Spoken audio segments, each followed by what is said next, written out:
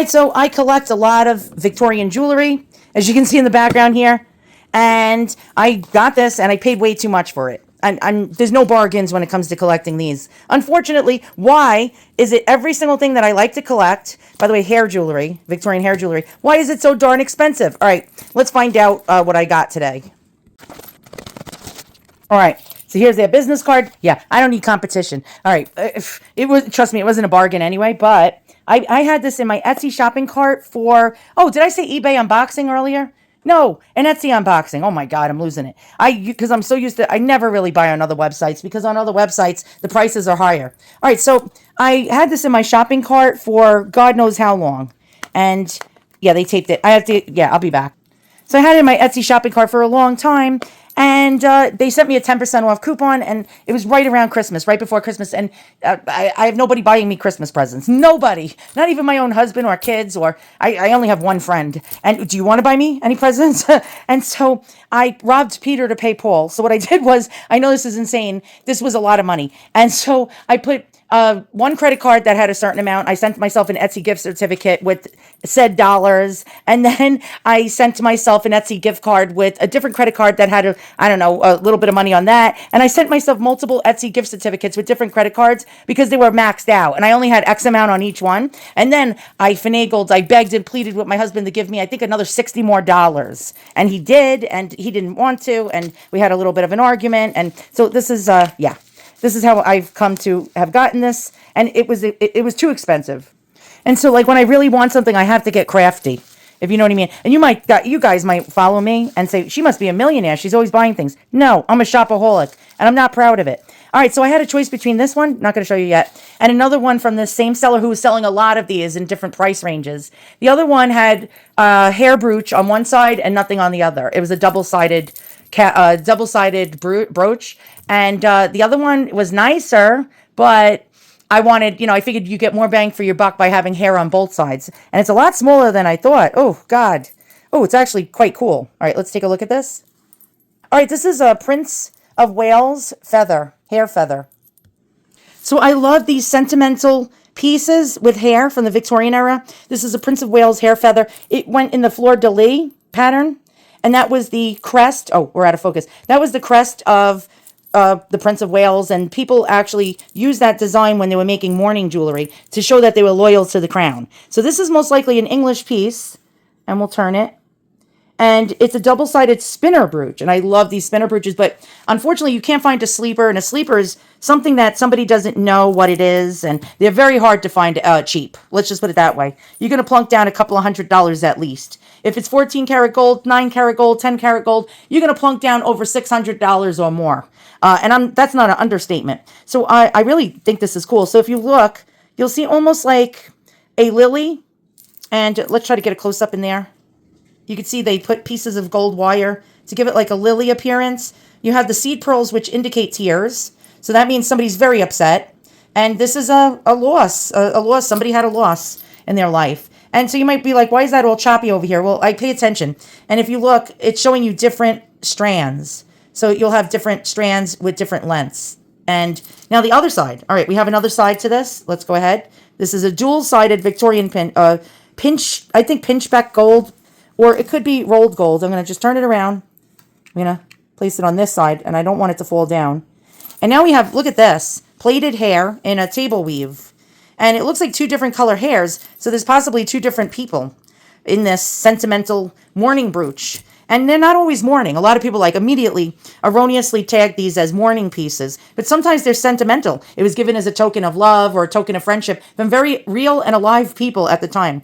Wow, this is actually pretty. It's a lot smaller than I thought it would be, but, this was one of the cheaper ones that I could find out there to rob Peter and pay Paul with. All right, so it could be rolled gold or pinchback gold. None of those are solid golds. Pinchback is not even real gold at all. It's just gold that, well, it looks like gold, but it's not. It's almost like I can't believe it's not butter, but for jewelry.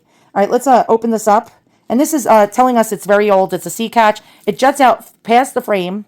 So if you see it jutting out past your piece of jewelry, it's an earlier piece, probably mid-Victorian or earlier, or even up to late Victorian. We have a tube hinge. Again, that's showing us that this is a Victorian piece or earlier. But let's get in there tight. Can we get in there tight? Look at the two different color hair. I think that's really lovely. And how this works is, I don't want to break it. You can turn it when you undo the pin. And so depending on what mood you're in, you can display it depending on your mood. So now you can just like go this way. You can get with this or you can get with that. Remember that commercial? All right, there we go. So whatever you decide, whatever mood. This is like bipolar jewelry. It's like dual, like mooded, right? Like a mood ring. All right, definitely bipolar. All right, and then we can just spin it around again. Let's go ahead and spin it around. And then now you're in this mood. Now your bipolar mania has just went from the bad part of the bipolar mania where you're depressed to you even more depressed. No, I'm only kidding. This is, yeah, definitely the mania phase right there. All right, so sometimes these even had photographs in them. So there would be a photograph of the person on one side, which I like even better. And the other side would be locks of hair. I have another one I'll show you. And this one is really whimsical, but very plain. And it turns out it's solid gold. The seller did not know it was solid gold. And I scored this for under $100, which is like never happening. Yeah, I put notes on the back so my kids don't sell it at a garage sale for 22 cents. And here's another one I'll show you in my collection. This is a really big one. And yeah, I robbed Peter to pay Paul to get this one also. But what's even more cooler, you got the fleur-de-lis, the Prince Albert curls. If you flip it over, you have a photo of the actual person that the hair was from. And he's hidden behind the pin. He's got like this Abe Lincoln thing going on. Like almost the Abe Lincoln beard meets clean cut, no mutton chops, which is quite cool. Probably from the 1860s is my guess. There we go. We're going to flip it around. And it's a chalcedony is the background. It's almost like a quartz. And these were really beautiful. Now this one is not real gold either. And sadly, if you want real gold ones like this, you're going to have to pay the piper. You're going to definitely have to pay the piper. All right, so yeah, I collect these. I like these. I'll show you some other hair work pieces. Not always meaning that it was a depression. You know, not always meaning it was a tragedy. Some of these were given as tokens of love when people were alive. But man, this one is a lot smaller than I thought. Ugh. And I'm happy with it, but darn, I like the big chunky pieces. I like the, yeah, I'll show you the difference between a big chunky piece and the piece I got. But hey, it is what it is. I'm just going to move this back. It is what it is. You get what you pay for in this world, sadly. But lovely. Lovely nonetheless. Okay, I just found out that the seller hoodwinked me. The glass panel, or what I thought was the glass panel, just popped out of this. And it turns out that it's acrylic. They didn't even put real glass in here. Oh my God, I'm so pissed. All right, these are supposed to be rock crystal. And yeah, the seller, it must have been broken. The glass must have been broken. And the seller added acrylic. And like this one is rock crystal. Do you see the edges on that? That's rock crystal. This is rock crystal. Hold on, I'm going to show you. Rock crystal is, yeah. And then this one is just a piece of acrylic that they popped on. I'm a little annoyed. You know, I don't know. I don't want to do a complaint and all that other stuff. But yeah, I'm a little pissed off right now. We're just going to go into some of my collection. I just added the brooch that I got in here. And what is this snaky-like stuff? Well, if you don't collect, this is hair pocket watch chains.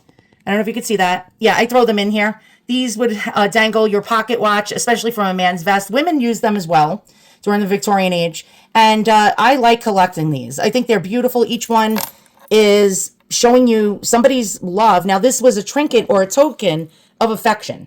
So a lady would give her fiance or her husband one of these as a gift. So she was very much alive as a gift with a little fob. It would generally have a little fob charm, like you see the charms here. And yeah, and that would be a gift while a man was alive and a woman was alive, just so he can wear every day and be reminded of his nagging wife at home. And I'm only kidding. Look, this woman was smart. She even gave her husband this pocket watch chain. And look at the beautiful plating or weaving. I said braided once in one of my videos, and somebody got really mad and corrected me and said, no, it's plate work, it's plating. And whatever, weave, braid. But she made sure her husband was reminded. And she was like, every time you look at your watch, you need to be reminded, you know, not to stray or whatever, not to stray. And then if you go on the other side, she was even smarter. She was probably a Nagarella. She put her kids. So she's like, when you look at your watch, remember the time. Remember it's time to bring home the bacon. And so I get these acrylic cases that you can lock to keep sticky fingers out of it. So I can display my beautiful, beautiful things. And yeah, so dust can't get in there. So I throw cameos, the antique Victorian cameos in there, and other brooches and jewelry as well. All right, so let's look at the other box really fast. When did this become popular?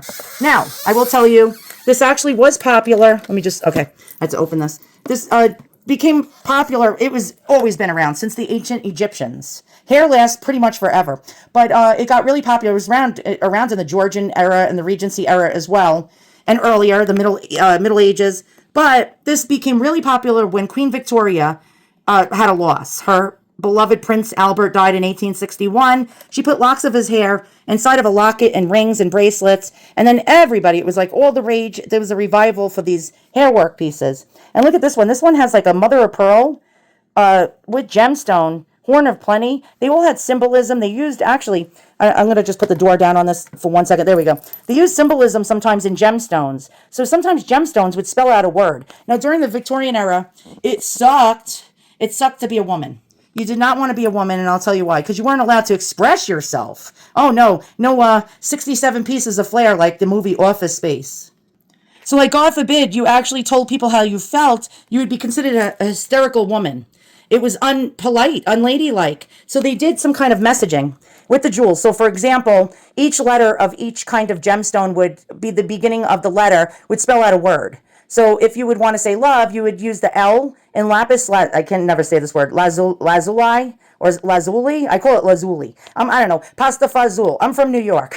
And so you would put the L for lapis lazuli, the O for an opal, so you'd have lapis lazuli, I guess you call it, an opal, a V for a valentite, I think that was a stone, an E for emerald. And if you saw those gems, it was a message, because you couldn't say things back then, boys and girls. And yeah, there's some of my other, what people would call a mourning piece. These are my pocket watch chains. I do have bracelets, and I do have other brooches in my collection, but I'm not getting them out right now. All right, so thank you for watching. So, let's close this. We don't want any dust in here.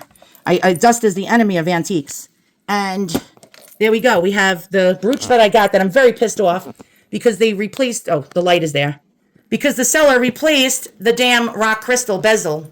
And, yeah, and put a plastic one in. So I'm a little pissed off, perturbed right now. But I still got this for a good price. Even if it had a replacement acrylic panel, I still did do well. But I had to rob Peter to pay Paul. And that's the problem. You can't find these for cheap anywhere. Thanks for watching. See you guys all on the next antique history lesson.